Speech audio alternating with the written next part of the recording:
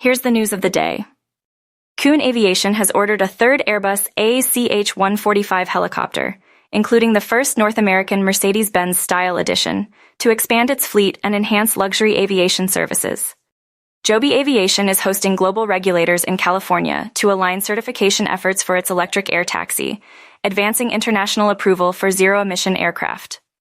Anodyne Electronics Manufacturing introduces the G13116R, a space-saving transceiver control panel for special mission aircraft, featuring flexible controls and integrated Bluetooth for enhanced audio capabilities.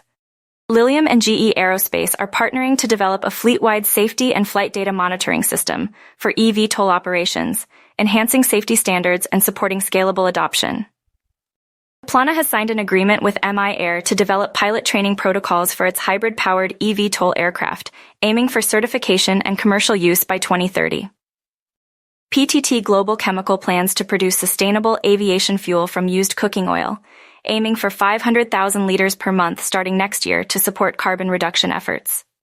DHL and IAG Cargo have renewed a contract to use 60 million liters of SAF, reducing CO2 emissions by 165,000 metric tons and supporting their goal of sustainable air freight.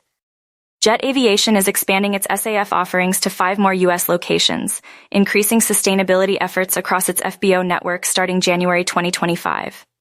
Aerowise has partnered with Nideport to offer aircraft owners access to carbon offset programs, allowing them to reduce their environmental impact through certified reforestation and renewable energy projects.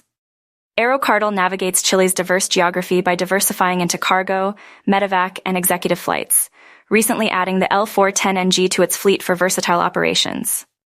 To learn more, follow us on YouTube, X, LinkedIn, Instagram, or visit us at avfoil.com/news.